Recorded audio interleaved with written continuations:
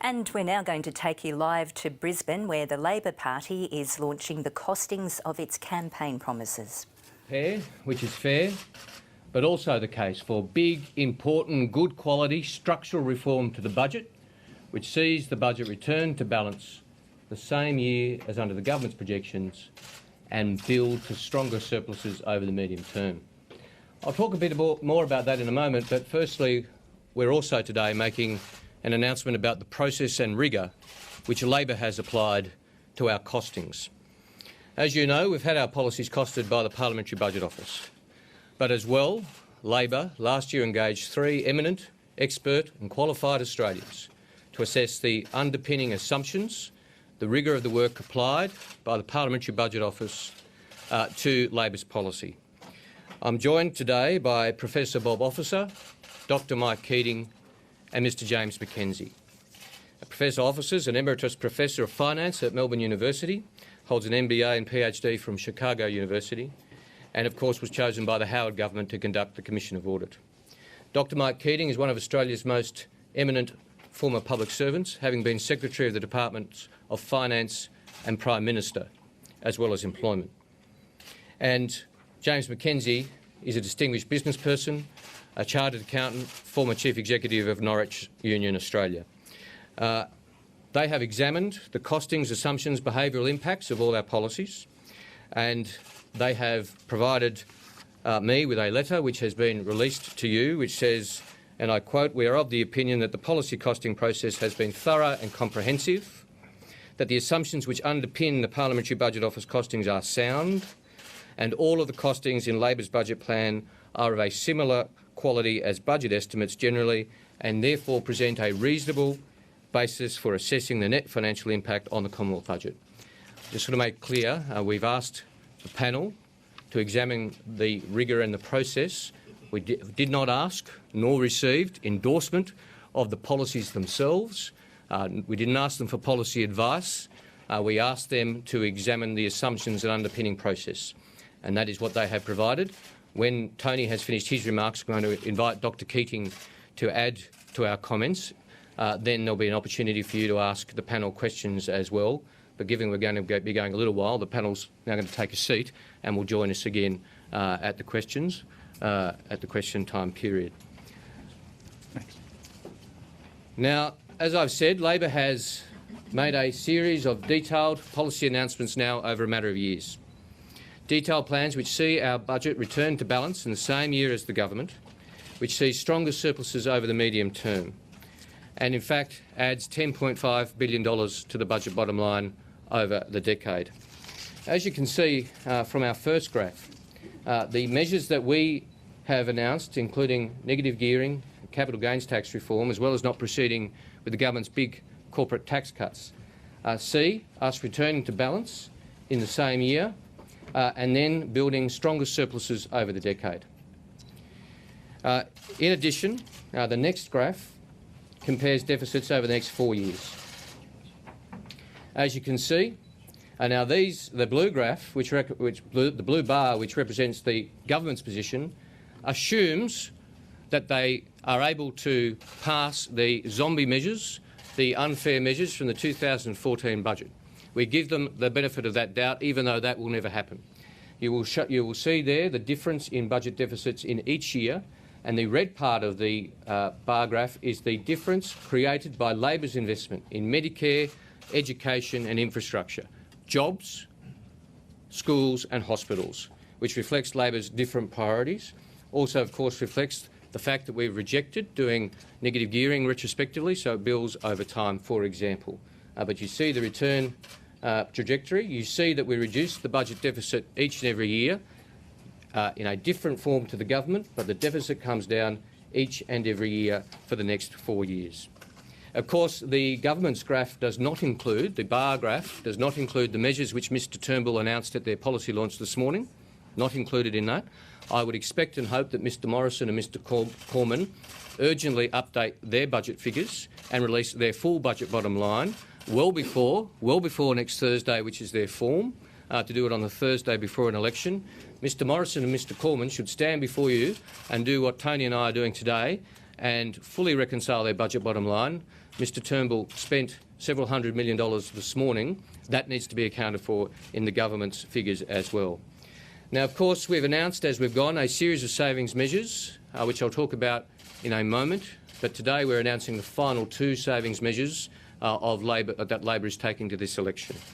Firstly, both Choice and the Australian Medical Association have called for government action to either ban or abolish the private health insurance rebate on so-called junk policies. These are policies in which the beneficiary receives, the policyholder receives no benefit. It simply insures people for public hospital access they already get as Australian citizens, but it enables the Medicare surcharge to be avoided. As I said, AMA and Choice have called for these policies either to be banned or for the private health insurance rebate to be scrapped for these policies. We're announcing today we've listened to that case. We will adopt that policy. And this saves $135 million over the forward estimates and $384 million over the decade. Secondly, we've looked closely at the tax deductions available for accountancy fees for tax matters. The average claim across Australia is $366 a year. We will cap the maximum enabled to be deducted each year at $5,000 for individuals. This affects 40,000 people across Australia. This will raise $295 million over the forwards and $1.7 billion over the decade. This is a reasonable measure. Of course, people will be able to continue to pay more than that, but the tax deductibility will be capped at $5,000 a year. This will affect only individuals, not corporations or small businesses. Now, of course, what we've seen here in the impact of our decisions is the impact on the budget. But Labor is concerned for the long term as well. And so when you look at the impact of our decisions, we see the budget balance improving, the government sees it getting worse. Now, there's a reason why the government won't share with you their 10-year figures, because they don't add up. They don't add up. So this is just an example of two of the policy offerings. Labor's policy on the top of reforms to negative gearing and company and capital gains tax. Now, these reforms start small. They raise only $600 million in their first year. But by the end of the decade, they raise $8 billion a year. Important structural reform to the budget.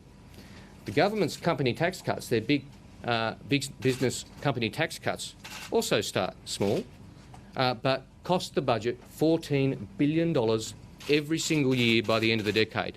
They make the budget structural position worse.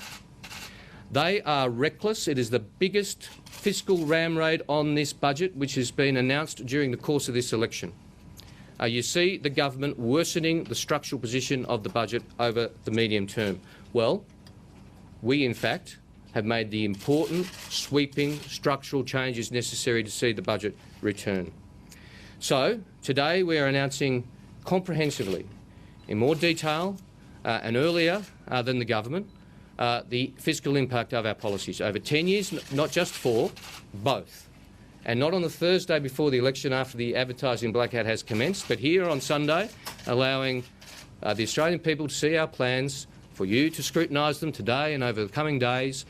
We are more than happy to see our plans compared to the government's, but the government must also provide the same level of detail. They won't because they're embarrassed by their 10-year figures. They won't because they have no plan for Australia beyond their 3-word slogan and their 1-point plan of a corporate tax cut which impacts the budget over the medium term. Now, Tony's going to talk about the 2014 budget measures in particular. Then, of course, as I said, Dr Keating will share some comments with you. Then we're happy to take questions. What we'll do is we might take political questions to Tony and I first, and then you can ask detailed questions to the panel if you wish. Thanks very much, Chris. Neither side of politics will deliver the numbers that were contained in this year's budget. The government refuses to acknowledge this, but it is undeniable. They have $6.9 billion worth of measures known as zombie measures that they have embedded into the budget bottom line that will never, never pass the parliament.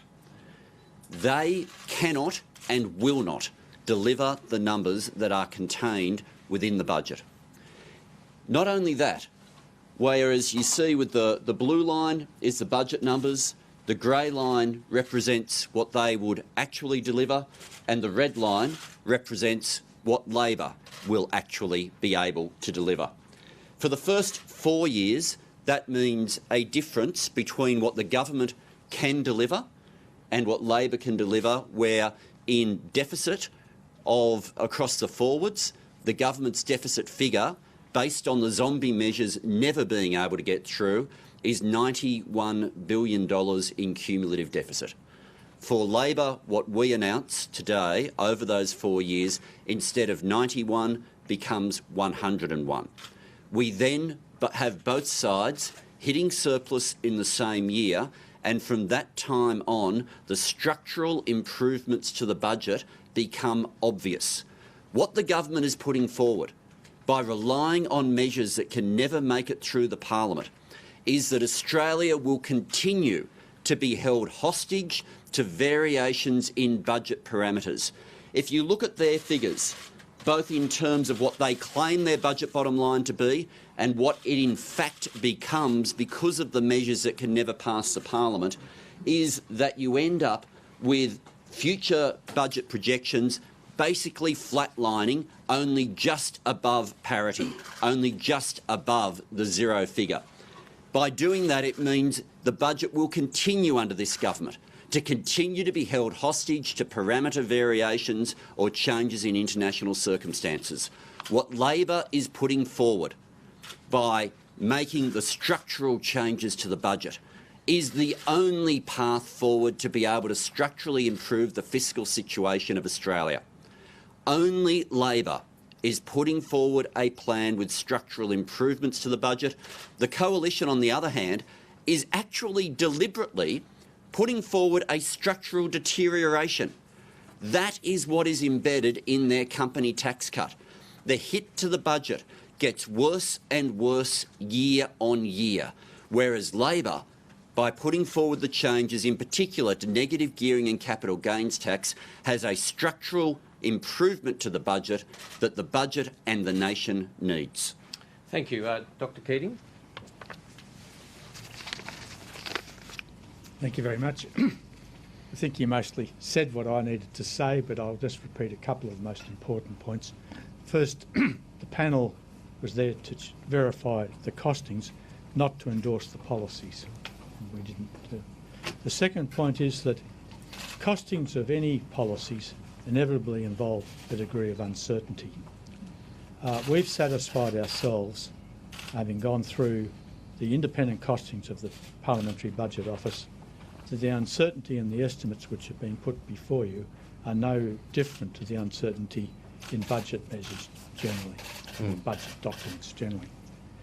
Thirdly, as was said, the Parliamentary Budget Office is responsible for all the costings which have a budget impact. But in the case of the National NBN, the budget impact is capped at the equity injection into the NBN, and the Labor Party asked us to look at the business plan to check the credibility of that business plan. And I can say that while I was a sceptic before I read the plan, possibly like many other Australians, been there, done that, I have now, having had the opportunity to read the plan, I'm no longer a sceptic. I think it's a high standard business plan. Thanks, Dr Keating. As I said, we might take questions to Tony and I, and then if you've got questions to the panel, happy to take those. Heath. Mr. Bowen, as we've seen this week with Brexit, economic conditions can change overnight. Why are you focusing on out to 10 years in the medium term? Isn't the fact that over the forward estimates you're billions of dollars worse off than what the government's presenting? The fact is that this budget needs good quality structural reform. Now, the last thing the real economy needs at the moment, with the global uncertainty created, is, in our view, a sort of very urgent and rushed fiscal contraction. What the budget needs, as has been argued repeatedly, not just by us, by the OECD, is a medium-term view. Now, importantly, we see the budget return to balance in exactly the same year, regardless of who is elected. That is important. That's the first point. We then see those surpluses build strongly under us. Now, unless and until you have that sort of quality structural reform, as Tony's made the point, the budget is hostage to the assumptions and to economic conditions. Now, of course, economic conditions are going to change, but this is comparing off the same baseline. This is taking apples with apples and saying, of course, regardless of who wins on July 2, economic circumstances are going to change over the course of the next decade. Of course they are. But using the same baseline, the budget position for us over the decade builds very, very strongly. The difference over the 4 years average is 0.2% of GDP. That is the difference over the first 4 years. I've shown you the graph showing the annual figures. All the figures are outlined in the table that I've circulated to you. But we've said consistently this is exactly the sort of approach the nation needs, and it's what we deliver. Mr. Bond, the deficit will be more than twice what's forecast in PFO by 2019 to 2020, so that's 5.35 billion compared to 11.3 billion. How can voters possibly see this as responsible, and how can you possibly turn around so fast in 2020 to 21, and that's that deficit from 11.3 billion to a surplus of 1 billion? Well, in 2019-20, the government claims a deficit between 5 and 6 billion, but that includes all the zombie measures, which, as Tony pointed out, they assume that magically the Parliament and the people will regard all those 2014 measures as being all of a sudden fair and will pass. Now, if you do include those measures as not being passed, their deficit rises to $9 billion. So yes, you have a difference between 9 and 11 in that final year. That is the comparison of the real world, a difference between 9 and 11. And Tony's indicated very clearly just that those measures, just simply, they've been blocked since 2014. The Labor Party's taken a very principled position. And if Mr Morrison thinks he's going to, magically convince the crossbenchers that things like making unemployed people wait a month for food are going to pass the Parliament, well, good luck to him. Not in the real world.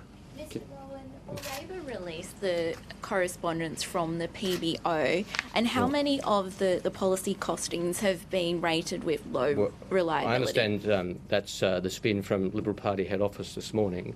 What we're doing is releasing more than that by releasing the full rigorous approach taken by the panel, who've had access to all the PBO costings, have been through them, questioned the assumptions, questioned the behavioural impact, and have provided the assurance which I've released today. Now, the government won't release to you all the detailed working papers under the Treasury costings, for example, and we don't call for that. That's their decision not to release all the underpinning modelling and assumptions and working papers in the Treasury modelling which underpins their budget. So if you're going to have a comparison of the two fiscal plans, you've got far more information out from us than you do about the government, which has not yet even provided you with their budget bottom line. And I wonder when they will. Tomorrow, the next day, Thursday night, like they did last time, they should be releasing the same information that we're releasing today. Just following up on that, Mr. Bowen, so PBO does give reliability ratings on all its costings. So can you tell us what reliability ratings it's given for your 10-year forecasts on super, multinationals, negative gearing? Yeah, well, Dr Keating might be prepared to add to this answer. But the Parliamentary Budget Office does provide very detailed costings. A lot of the measures are capped, and a lot of the other measures have areas of reliability which the panel have considered and regarded as the same basis as the budget. But I know the question was to me, but Dr Keating's been through the costings in great detail. Might want to add something. Yeah, the only thing I'd add, the specific instances you gave, I think they were superannuation and negative gearing. Might have been another one I missed, but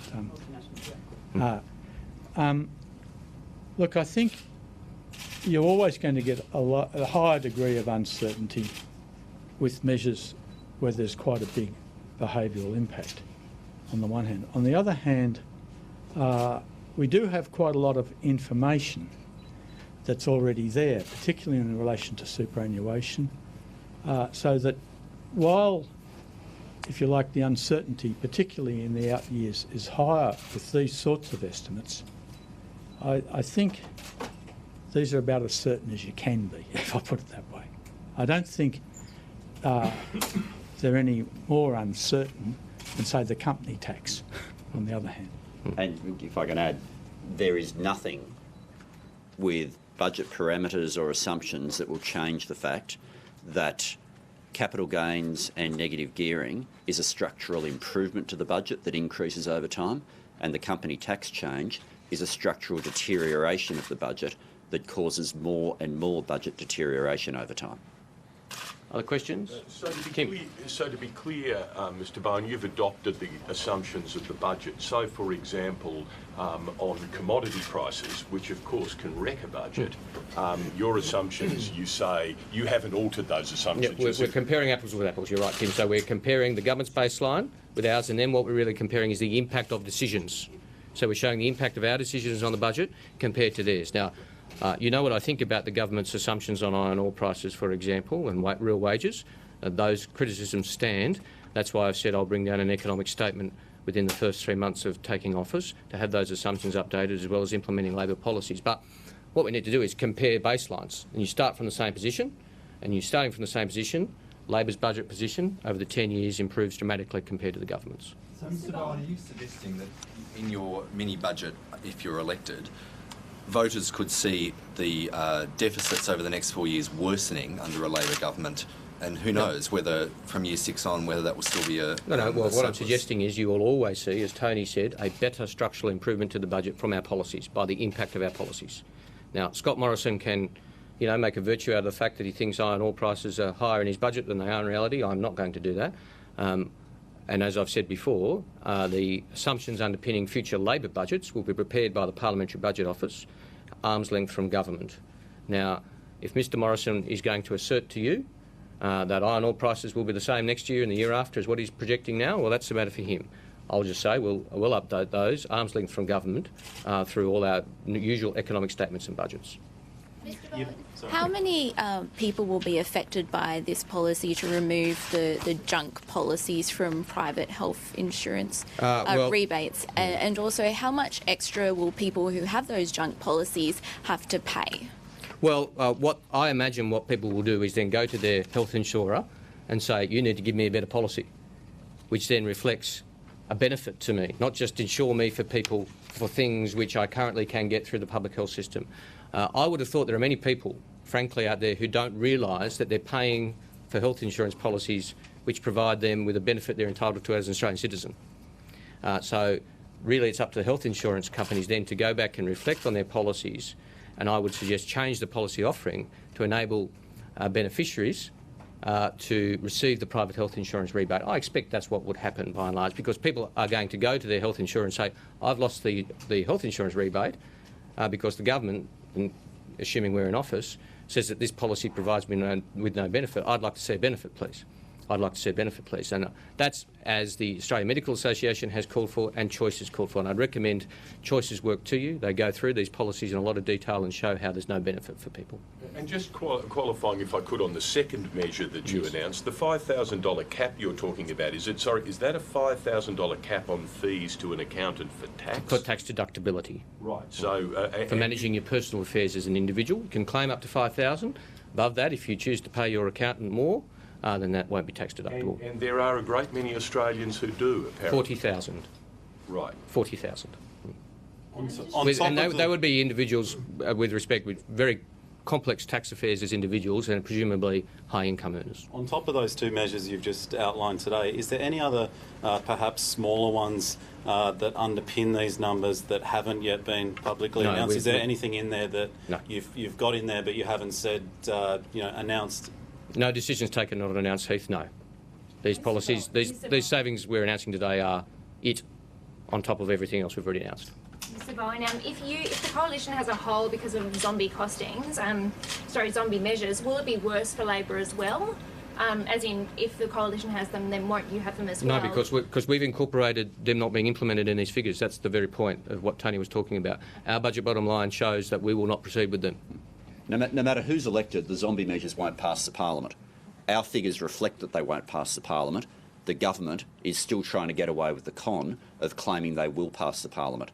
There is no speculation that anyone has made that the government's position in the Senate would be improved after the election. There's no mathematical way of reaching that conclusion.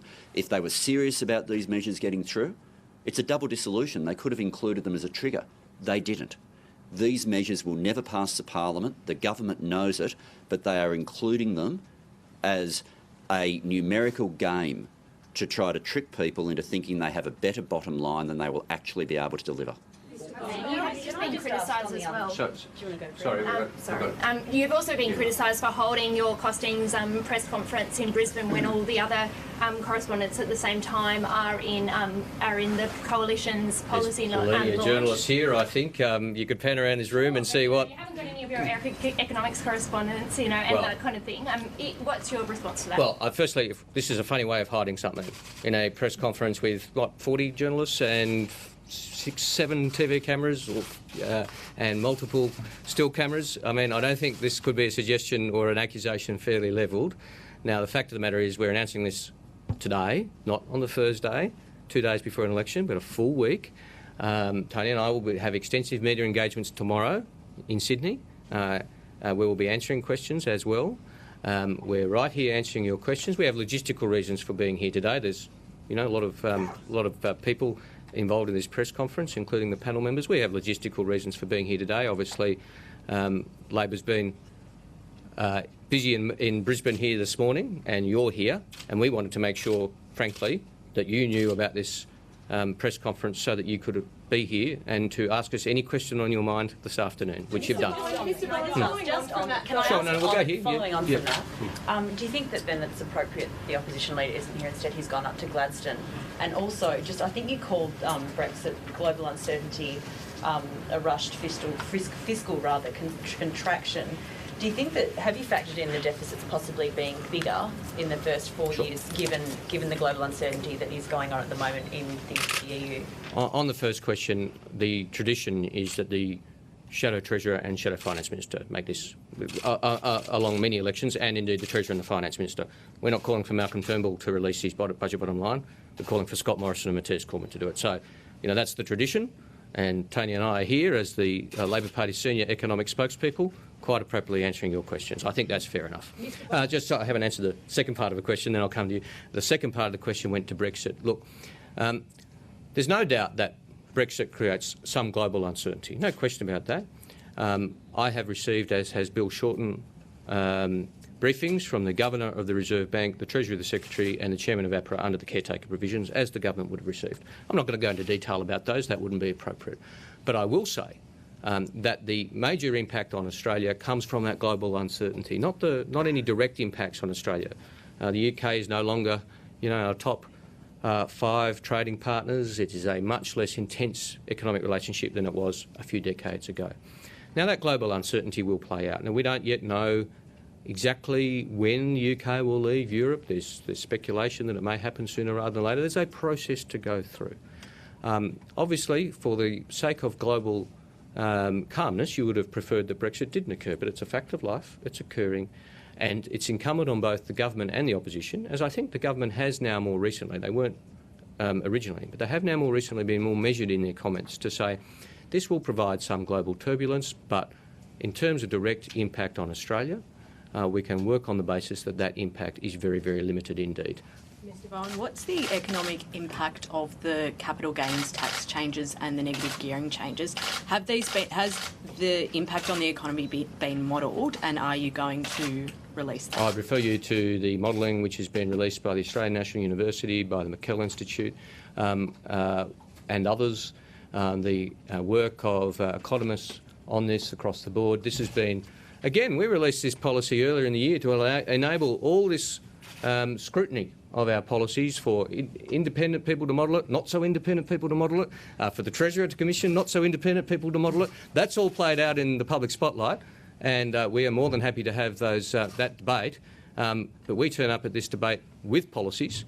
Mr Turnbull and Mr Morrison turn up with a dearth of policies. We might wrap it up soon. Last question. Can I just ask Mr Bowen, I will go to Tim, but I can see the look on your face and you haven't had a question, so we'll have 2 more questions. over the last, the term of the recent Labor government and the Liberals, I think there's barely been a forward estimate in a budget that's actually turned out to be achieved. They've all been missed, and most spectacularly. Why, beyond your comments about the Liberals, why shouldn't Australians look at those forward estimates and go, yeah, right? Tim, I think the Australian people want a political party, an alternative government, with a plan not for the next 10 days, but a plan for the next 10 years. Now, that does provide uncertainty going forward. Of course there's uncertainty, as Dr Keating said, in any assumption or projection. But Scott Morrison says, for example, budgets are done over 4 years. Well, budgets are done over the period that a Treasurer does budgets. So, as Dr Keating well knows, there were no forward estimates in Australia until Paul Keating became Treasurer. There were no forward estimates. They didn't exist. Budgets were done year on year. And then there was no forward projection. Treasurer Keating introduced 3-year budget estimates. Treasurer Dawkins then took that out to 4 years. And what I'm saying, in this environment where the Australian people do want budget repair that's fair over a period of time, it's appropriate to have 4 years, but also to have a 10-year frame on top of that. And, you know, the Liberal Party used to say, oh, look at the Labor Party, they're spending all this money on schools and hospitals over 10 years, but they're only telling you what it costs over 4 years. That was their mantra 3 years ago. Well, what we're saying is we'll tell you exactly what our policies cost and make over 4 years and 10, an extra layer of accountability which the Liberal Party will not tell you. Tony's going to add. On budget night, the government launched a 10-year attack on the budget bottom line with their corporate tax cut. Having announced that, it's no surprise, having announced a 10-year attack, they straight away said, can we please only talk about the first few years? That $50 billion, if you look at the hit it has year on year on the budget, structurally in those final years, it's a huge whack on the budget. Conversely, changes like negative gearing and capital gains tax structurally improve the situation. If you only look across the 4 years, you would never make strong structural improvements for the budget. And what's the outcome of that been? In 2014, we had a budget from the government that they said in year 5 years out from 2014, they'll be in surplus.